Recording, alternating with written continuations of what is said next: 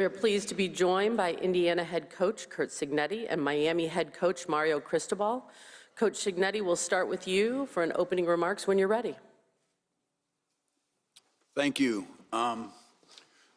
Great to be here in Miami. About a day and a half of preparation left to kind of sharpen the sauce, so to speak. Really got a lot of respect for the Miami Hurricane organization, football program. When you watch these guys on tape, they really play the game with tenacity, intensity, physical, relentless, get after it. Coach Cristobal's done a great job with that program, and it's going to be a huge challenge for our football team, and looking forward to the game. Coach Cristobal. Congratulations to Coach Cignetti and his program for a tremendous season. Really appreciative of everyone involved surrounding this game for providing us with, again, the amenities. Obviously, we're at home, so we get to use our own facilities, but everything else regarding preparation, which is so important. And proud of our players and looking forward to continue our course of preparation for this opportunity. As a reminder, let us get you the microphone. Give us your name and affiliation. We'll take our first question on our left side. Third row back. Andrea? Andrea Adelson with ESPN. Mario, I'm wondering if you feel like the targeting rule that suspends a player for the first half of the next game, if it happens in the second half, should be revisited considering the consequences it's going to have potentially for this game. Certainly do. You know, we feel it was unjustly administered, and now it impacts the last game of the season. And we do have the ability, again, as an officiating crew and the powers that be, to revisit that, to give every team due process and their best ability to compete in this game. We're going to take our next question over on our right near the aisle. Yeah, Brooks Austin with the Film Guide Network. Hear coaches talk a lot about finding your why. This is for both of y'all. Why have you dedicated your life to football? Coach Cignetti. I grew up the son of a coach. I was the oldest of four. You know, where he's from, everybody was a steel worker or a coal miner. And it seemed like a pretty cool thing to do for a living to me. And when we went to West Virginia in 1970 and I was on the sideline for all the home games, it was Bobby Bowden's first year as head coach at West Virginia. I pretty much knew in my heart what I wanted to do right there. And I don't know what else I would have done other than coach, to be honest with you. Coach Cristobal. I love football. I was a baseball player that wasn't very good and got cut. And by the grace of God, Dennis Lavelle, head football coach at Columbus High School, was walking by the hallway and said, "You should try and play football." And Coach Jimmy Johnson scooped up my brother and I and offered us scholarships to the University of Miami, where we were able to be part of a historic run, and just loved every aspect of it. Two parents that couldn't tell you what a first down was or what a touchdown was, but the ride that they enjoyed with us, the journey they went on with us, and the way that our lives were impacted by that made me realize that I wanted to be part of football, and football part of my life for my career. We're going to go next over here on our right, third row on the aisle.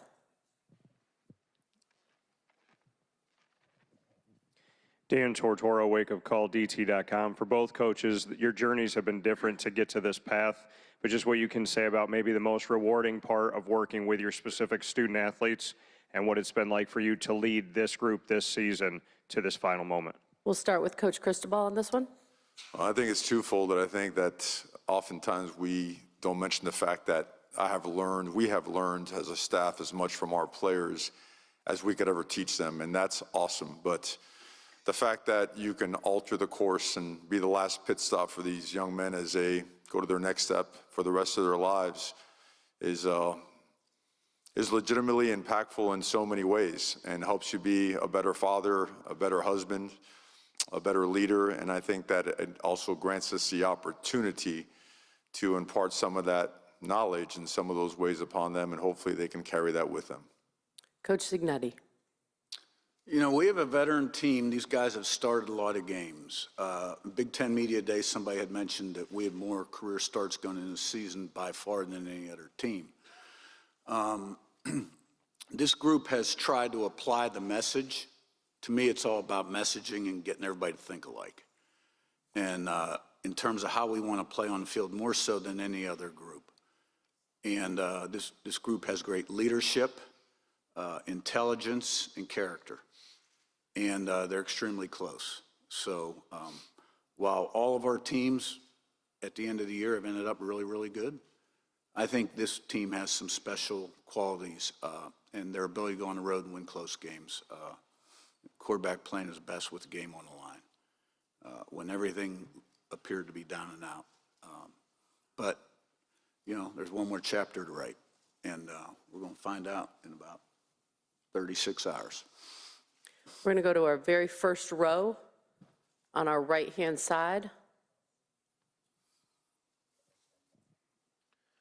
Tim Reynolds with the AP. Mario, Ruben got hurt on the first or second play of the season last year, and he came back, but he wasn't this version of Ruben Bain. Do you think going through what he went through for those few weeks last season kind of reinvigorated the joy in him a little bit, just as far as what the game means, and have you still seen that joy when he plays now?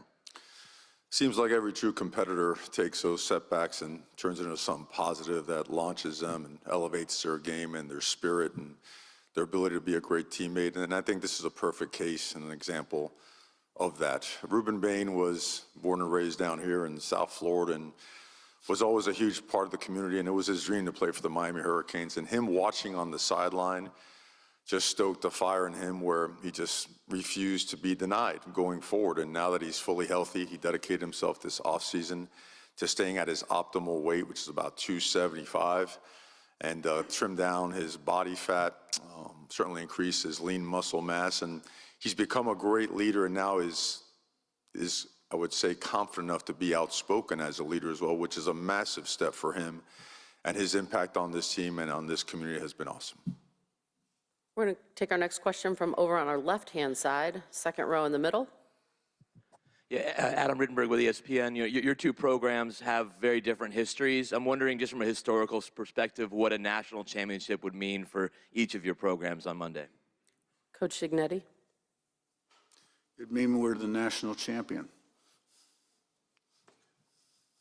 Coach Cristobal. It would mean we're the national champions. We're going to take our next question over on the right middle. How about halfway back? This is Joey Constant with the CFP media team. What does winning look like besides the final score? What are you implementing into your players day in and day out? Coach Cristobal. I'm sorry, where's the question coming from? My lost side. Over on the right-hand side, about halfway back. Okay, one more time, I'm sorry, please. What does winning football look like beyond the final score? What are you implementing into your players day in and day out? Oh, you implement everything in that building that you do in your very own households. And you know what comes up a lot nowadays, the question of how have you changed with the advent of the transfer portal and NIL and all that stuff? And the answer is always the same. If you have to change the way you teach and coach and treat people because you fear an aspect that has been introduced to the game, you were never doing it right. So it's real simple for us. Every single day we pour every ounce of our existence into doing for our players exactly what we do for our very own sons and daughters in our households. So a very simple philosophy. It's not perfect, but certainly the intentions behind it will be. Coach Signetti. You know, I think the game of football applied correctly, teamwork, leadership, commitment, discipline, work ethic, sacrifice, perseverance, resiliency, relentlessness, a lot of qualities that can help people become more successful later in life. We're going to stay on the right-hand side, third row back. Kurt Bowles from the Houston Chronicle. Signetti, I wonder if you're expecting about 100 coaches to show up in Bloomington this spring to try to copy your blueprint. And do you see a lot of programs like Indiana under the radar that could be positioned to make a run like you have? Well, I'm sure we've got some people's attention. I'm not one to entertain visitors too much in the office. I prefer to watch tape and keep growing and learning. I don't know really the answer to the second question. I think anything's possible with the right commitment, leadership, blueprint, plan, and people. Our left-hand side, first row. Hi, Coy Wire, CNN. Coach Signetti, growing up as a young kid with your dad around and some of the other legendary coaches you grew up with, Bobby Bowden and a young Nick Saban there, what are some of the lessons you learned or even experiences that really impacted you as a young whippersnapper that really stuck with you? I think, my dad was a great leader, but he led by example. He had a certain presence to him. He had great work ethic and discipline. He overcame cancer twice. My senior year of high school, when he was head coach at West Virginia, was given his last rites twice, and really never got to quite finish what he started there.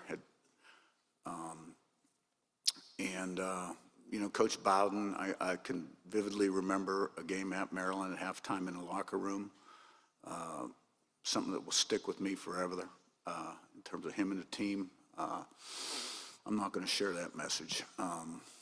But I just think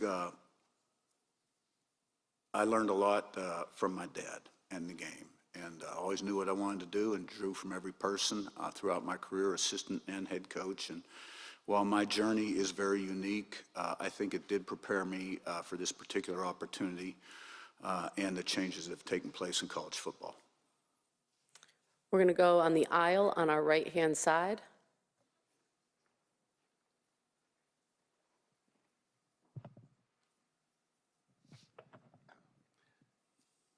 Hello, Scott Docterman with The Athletic. What was it like to walk off the practice field for the final time yesterday, knowing how much that these players have put into it physically, mentally, emotionally throughout the course of an entire season, and what they're putting off physically to reach this level? And what's kind of the bond and the love that each one of you have for your teams and the players and what they've experienced? Coach Cristobal. Well, yesterday's a typical Thursday practice, and I think the processes themselves are no different than any other Thursday, but every team is unique, right? Everyone is uniquely special and different, and has brought something different to the lives of all the people around them. But I don't see us getting caught up in any nostalgic moments or whatnot. I just really sense that our team was really focused, that they were really intent on carrying out the rest of the day's processes, knowing the tremendous opportunity that we have. And that's how we closed out the evening, and that's how we got ready this morning to go and continue our process. Coach Signetti. Yeah, I think leading up to this game, there's been a lot of pro-Indiana hype, a lot of rat poison out there. And I happened to see Holly Rowe's thing on social media this morning about our guys hugging each other at the end of practice. And it is a close team. And I've witnessed quite a bit of sentimentalism throughout the week from some of our seniors who we've been with quite a long time. I think it's time to sharpen the saw now, throw those warm fuzzies out the door, that sentimentalism. It's time to go play a game against a great opponent. We got to have a sharp edge going into this game. And, you don't go to war with warm milk and cookies. We're going to move over to the left-hand side on the aisle, third row. Coach Cristobal, Brian London, Real One's Canes podcast, Believe Network. Much has been made about the transfer portal, but when you look at the guys that are having an impact on your team this year, many of them are recruits and hometown guys. When you think about Mark, Malachi, Ruben, and the like, you just talk about still the importance of recruiting high school athletes, especially locally as well. It's always at the core of your program, right? You like to have people come in when they're just starting to learn and understand what it is to play at the college level and become a student athlete at the collegiate level as well. And I think the best part about what college football is now, with all the things we have to fix, is the fact that they're introduced to a very diverse locker room, right? And if you look at Miami and the city and our program and all floors, right? Where the coaches are, development staff, academics. We come in every size, shape, skin color, ethnicity, speak just about every single language, and it's awesome. And when your local guys become prominent players, it really galvanizes the community. But I think what's also helped us continue to elevate is the fact that we're very national, and we've come from all over, and here people are accepted and people are driven. And if they love to work hard, if they are high achieving mentalities, if they care about doing things the right way and push themselves in the classroom and on the field, and they're going to get along great. And that's what I think we're starting to see a lot more of. And that was the initial challenge to get us going and thinking in that direction. So I'm not sure if I answered your question, but I hope that kind of, encompasses a little bit about the local plus, the out-of-state guys. We're going to move to the right-hand side.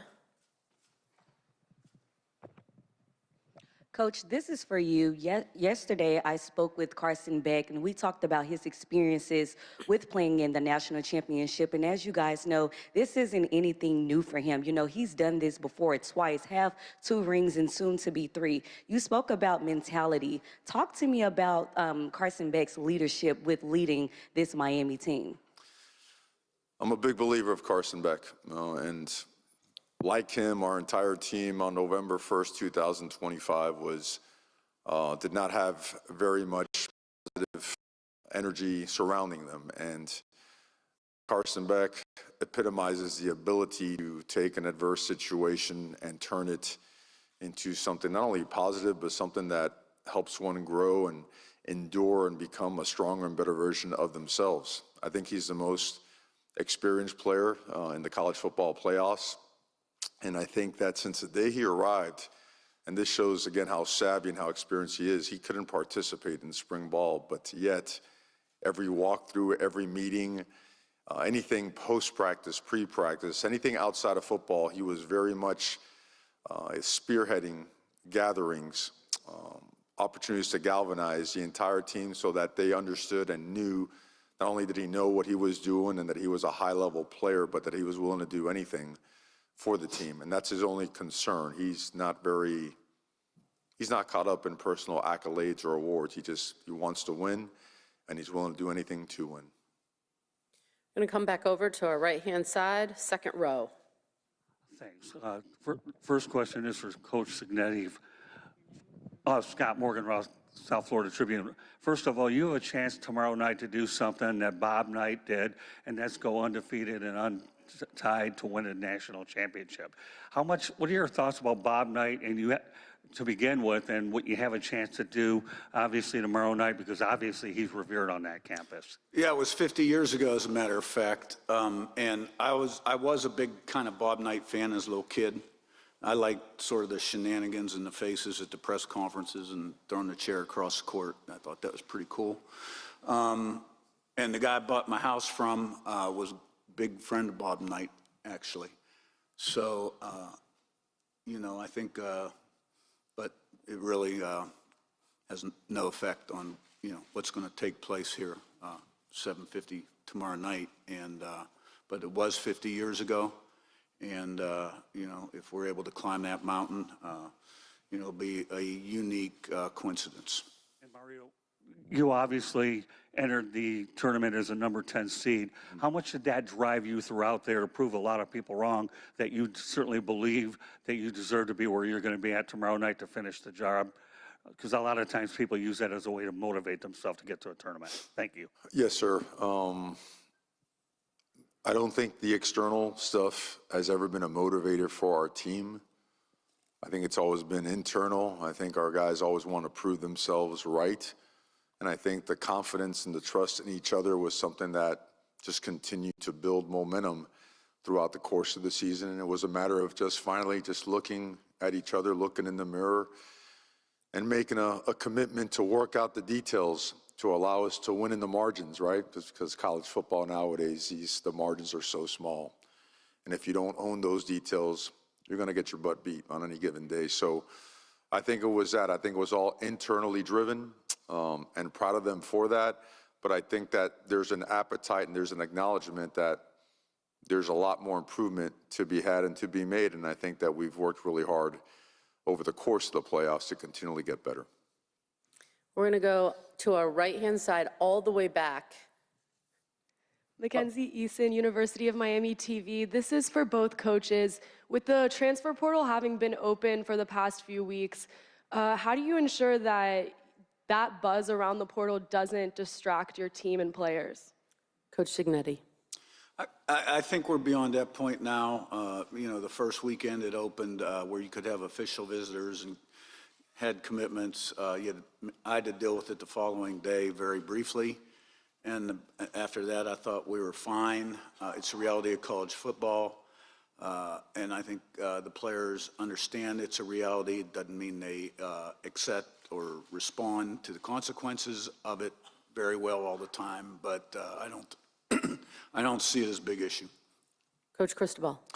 You handle everything like you handle everything. You handle it with honesty and with transparency and put your cards on the table. Make sure you do your best to get people to put their cards on the table and just operate from that standpoint. I think anything outside of that, whatever way it works out, you know, it was meant to be. We're going to stay on our right-hand side, second row. I have a question for Coach Cristobal and Coach Signetti. Coach Cristobal, first of all, congratulations to you and your success your staff has had for the city of Miami. When you was recruited by Miami, you talk about how Michael Irvin on the visit actually said some choice words to you that inspired you to become a Miami Hurricane. Recently, Michael Irvin actually kissed you on national TV. It's on the cheek, by the way, so we all. Have you sat down with Michael Irvin and set some boundaries, or as long as you're winning, Michael Irvin can do whatever he wants to do? I'd rather not get kissed by Michael Irvin. He was a great teammate. In fact, he was one of the kind of hosts on when I was on an official visit at the University of Miami. Look, that was a day and age that I don't know if it'll ever be duplicated, and I say it all the time, like, I'm a nobody. I'm a local kid that, by the grace of God, Gary Stevens believed in my brother and I and brought us over to the University of Miami, and Jimmy Johnson gave us a scholarship. And again, it changed everything. But I went to practices all the time, and I was so attracted to that brotherhood. Like, I wanted to be one of those dogs. Those guys were dogs. Those guys were competitors. They were relentless. And I wanted to be part of it. I just didn't know if I was ever going to be good enough. So I was excited, but I was terrified. And I soon learned that once you were part of that brotherhood, you're forever different. And I think unless you're a Miami Hurricane, that's hard to understand. You know, so seeing all these guys come back, and not just the Hall of Famers and the popular guys, but the third and fourth string guy that maybe never got a chance to play but is doing so well in life and has an awesome family. Seeing all these guys come back, and after 20 years of, you know, not being around and really not, you know, having the support that Miami needed, I think it's awesome. Our players love seeing them. They know, you know, that coach is coach, and that the whole kiss thing, man, I'm never going to live that down. But look, man, that guy's a brother to me. So are all those guys. So we're very honored and fortunate to have them with us for the ride. We're going to stay over on our right-hand side, fourth row in the middle. Good morning, coaches. Kelsey Jarrett, CFP Media Team. As you guys head into the last game of the 2025-2026 season, how would you guys describe your team's identity? Coach Signetti. You're talking about final preparation until kickoff? Is that what you're talking about? Okay. You know, for us, it's a typical Friday, day before a game. We have a, you know, certain thing we do for game one, game six. We'll do the same thing for this game. And, you know, it's my job to do everything I can to make sure our team is totally prepared and has the right mindset going in so they can put it on the field, play 1 to 150. And so today will be no different than any other Friday before a Saturday game. Coach Cristobal. Yeah, it's, again, pretty much the same response. I mean, it's Friday, and Friday has its own process and the things that we do, and certainly we're not going to break those things. And I think our players wouldn't expect anything else.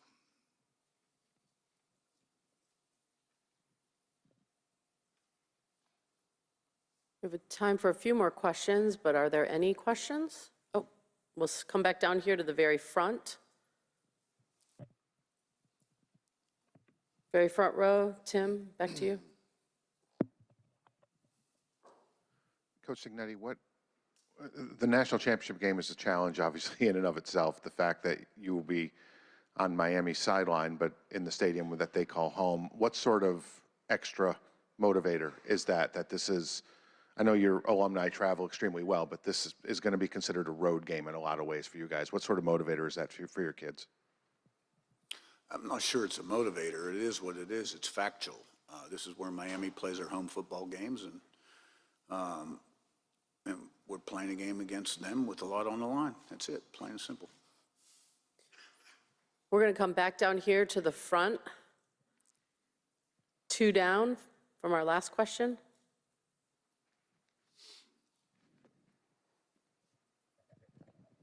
Gary Furman, Kingsport.com. Mario, you had the very unique opportunity of playing for national championships as a player, and now you're doing it as a head coach. How is the experience the same, different? Is one more meaningful than the other? I mean, it's process right now, and I hate to give you a boring answer. I do. I know that, you know, certainly haven't lit up this press conference by any stretch, but it's what we do, and I think that, you know, I think certain things you reflect upon after the season when it's done. There's no value right now in getting off course and getting off your process. So that's where the entire focus is. That's what the mentality has always been, and that's what it is today and all the way through tomorrow. So, and then after that, you know, I think the question will probably have a more, you know, eventful response.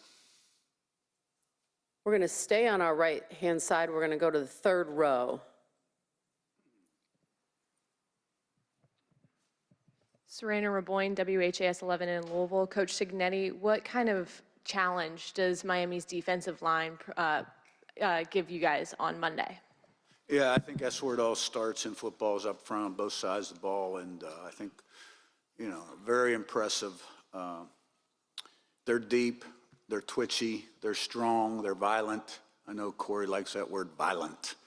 You know, and you know, they're philosophically very similar to us in terms of disruption, TFL, sacks, stop the run. They just do it a little different way. The ends are premier players. The inside guys are really, really good. They're too deep everywhere, and you know, they're hard to block. And they do a nice job of tying the whole package in to keep you off balance, and they'll be a big challenge. We're going to now move over to our left-hand side, 1st row.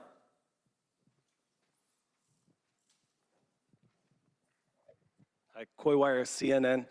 Coach Cristobal, as you were training and studying to become a Secret Service agent, can you describe how tormented you were internally when you kept thinking about your love of football, and what was that moment like when you finally decided you were going to chase that dream?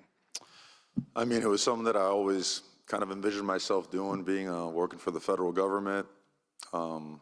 I loved every aspect of it. My family's always been in law enforcement, right? Law enforcement, teachers, construction workers. It's kind of what you do. Come to this country, take 2 jobs, go to night school. Not me, my parents, obviously, but I wanted to be in, and I honestly took the GA job hoping that I could coach one day, but not knowing, you know, it's almost like, man, I'll never have a shot to do so.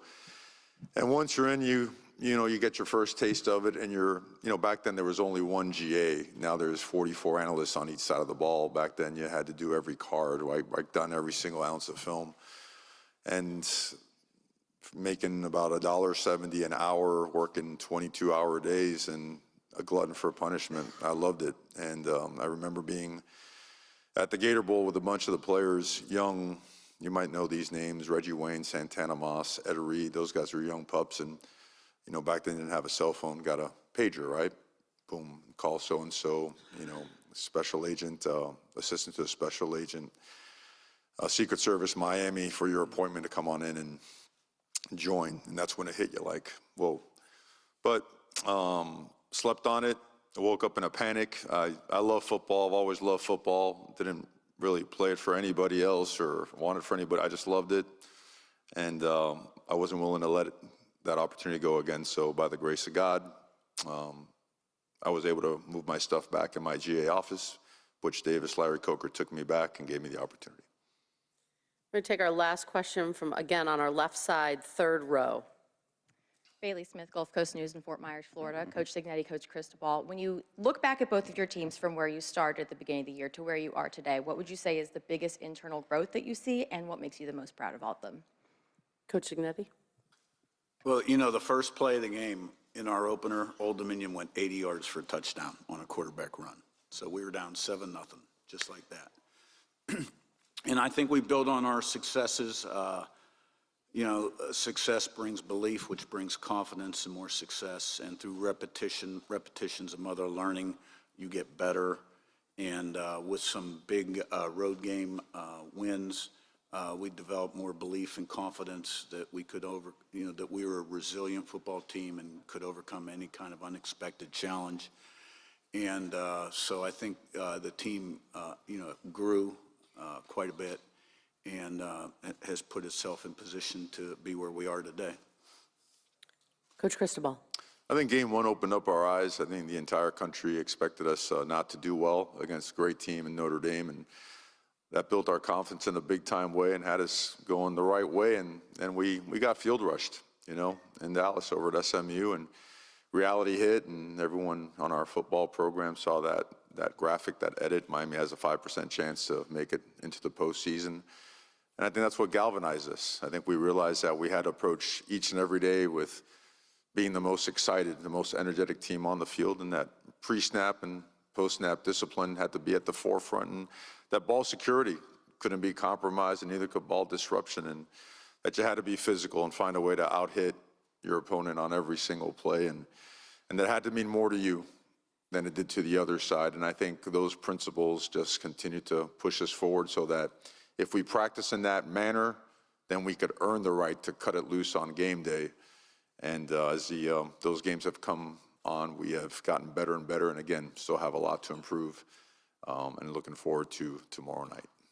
Coaches, we're going to move into our photo opportunity with the trophy. If you guys could please get on each side. As a reminder, I need everybody down in front. We're going to let our cameras back on the risers have their time first, and then we'll move down to the front.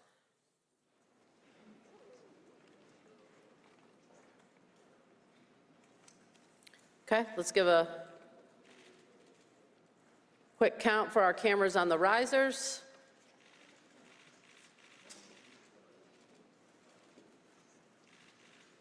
Okay, everybody set?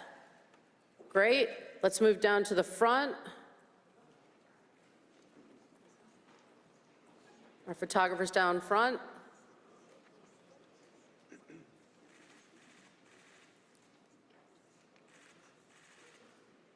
Couple more seconds. All right, thank you both. That concludes today's news conference. Please let us know if there's anything we can help you with, and have a great day.